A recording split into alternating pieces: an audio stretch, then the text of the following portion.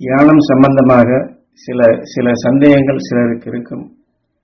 அந்த தியானம் எடுப்பதிலே, தியானத்தின் மூலம் சக்தி பெறுவதிலே சில தெளிவுகளை பெறுவதற்காக இந்த உபதேசத்தை ஞானகுரு வழங்குகின்றார்கள்.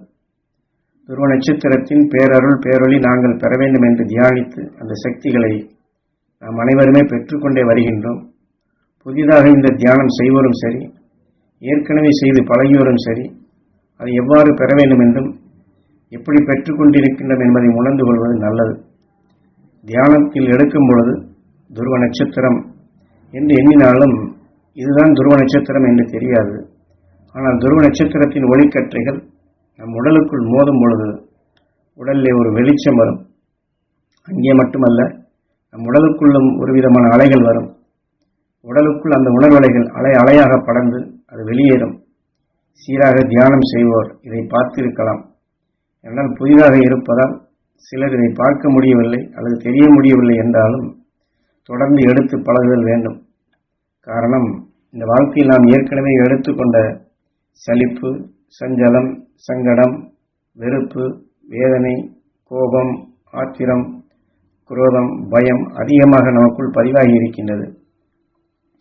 அதையெல்லாம் நாம் அமைதிப்படுத்தி துருவ நட்சத்திரத்தின் பேரருள் பேரொளியை ஆரம்பத்தில் நாம் எடுக்க வேண்டும் என்று முயற்சி செய்தாலும் அந்த உணர்வுகள் எல்லாம் நம் ஆன்மாவிலே முன்னாடி குவிந்திருப்பதால் அதை பிளந்துவிட்டு துருவ நட்சத்திரத்தின் சக்தியை சுவாசித்து எடுக்க முடியாது. தியானத்திலே கண்களை மூடி இருக்கும் பொழுது என்ன நடக்கின்றது? யாரிடமெல்லாம் நாம் சண்டையிட்டமோ, கொடுக்கல் வாங்கலில் பிரச்சனைகள் ஏற்பட்டதோ, குடும்பத்தில் பையன் சொன்னபடி கேட்கவில்லையோ, அவன் சரியாக படிப்பதில்லை, இதெல்லாம் அடிக்கடி அவன் திட்டுகின்றான், சாபமடிகின்றான் என்று சரியாக படிப்பதில்லை என்று எத்தனையோ உணர்வுகள் தொடர்ந்து வரும். அப்போது என்னால் தியானத்தில் உட்கார முடியவில்லை, கான்சென்ட்ரேஷன் பண்ண முடியவில்லை என்ற நிலை வரும். இதையெல்லாம் மாற்ற வேண்டும் அல்லவா? இந்த மாதிரி உணர்வுகள் வரும் பொழுதெல்லாம் உடனடியாக கண்களை திறந்து துருவ நட்சத்திரத்தின்பால் நினைவை செலுத்த வேண்டும். துருவ நட்சத்திரத்தின் பேரருள் பேரொளி பெற வேண்டும் என்று புருவ மத்தியில் எண்ணி எங்கள் உடல் முழுவதும் அது படர்ந்து ஜீவான்மா ஜீவனுக்கள் பெற வேண்டும் என்று இந்த உணர்வினை உடலுக்குள் செலுத்த வேண்டும். கண்களை திறந்து இப்படி எடுத்து செலுத்தி வலுப்பெற்ற பின் குறுக்கே வரும் சங்கட அலைகளை, மற்ற நினைவுகளை இது விலக்கி செல்லும். அப்போது அந்த துருவ நட்சத்திரத்தின் உணர்வை அமைதி கொண்டு நாம் பெற முடியும். ஆனால் அதே சமயத்தில் சிறிது நேரம் கழித்து மீண்டும் அந்த சங்கடமும் மற்ற நிலைகளும் குறுக்கே வந்து கவரும். மீண்டும் அவ்வாறு சிந்தனையில் வந்தாலும் உடனடியாக கண்களை திறந்து துருவ நட்சத்திரத்தின்பால் நினைவை செலுத்த வேண்டும்.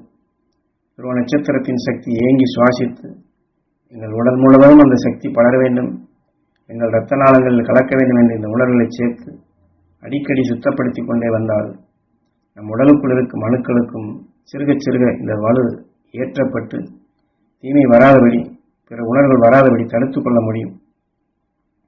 சோப்பை போட்டு துணியில் உள்ள அழுக்கை நீக்குவது போன்று ஒரு தடவை செய்து சரியாக வரவில்லை என்றால் இரண்டாவது தடவை மீண்டும் அந்த சோப்பை போட்டு நீக்குவதைப் போல ஒவ்வொரு நொடிப்பொழுதும் நம் ஆன்மாவை அந்த துருவ நட்சத்திரத்தின் சக்தியை நுகர்ந்து தூய்மைப்படுத்தி பழகுதல் வேண்டும். இதுதான் தியான பயிற்சி.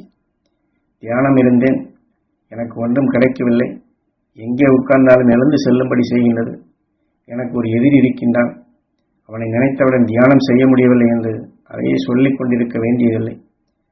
வியாபாரத்திலோ மற்ற வகைகளிலோ கொடுக்கல் வாங்கல் சண்டையிட்டிருந்தால் நினைவுகளை தூண்டி ரெண்டில் ஒன்று பார்க்க வேண்டும் என்றெல்லாம் சிலருக்கு தியானத்தில் அமரும் பொழுது இந்த உணர்வுகள் வரும். அப்பொழுதெல்லாம் உடனடியாக கண்களை திறந்து ஈஸ்வரா இந்த உயிரை எண்ணி நினைவை துருவ நட்சத்திரத்தின்பால் செலுத்தி எங்கள் உடல் முழுவதும் அந்த சக்தி படர வேண்டும், ஜீவான்மா ஜீவனுக்கள் பெற வேண்டும் என்று ஏங்கி அந்த உணர்வுகளை உடலுக்குள் செலுத்த வேண்டும். அப்படி செலுத்தினால் முன் நின்று சுவாசித்து அந்த துருவ நட்சத்திரத்தின் சக்தியை உடலில் அந்த தீமை செய்யும் உணர்ச்சிகளை மாற்றிடும் சக்தி நமக்குள் உருவாகின்றது. பின் யார் நமக்கு தொல்லை கொடுத்தார்களோ, அறியாது செய்யும் தீமையிலிருந்து அவர்கள் விடுபட வேண்டும், பிறருக்கு நல்லது செய்யும் அந்த எண்ணங்கள் அங்கே தோற்றுவிக்க வேண்டும் என்று எண்ண வேண்டும்.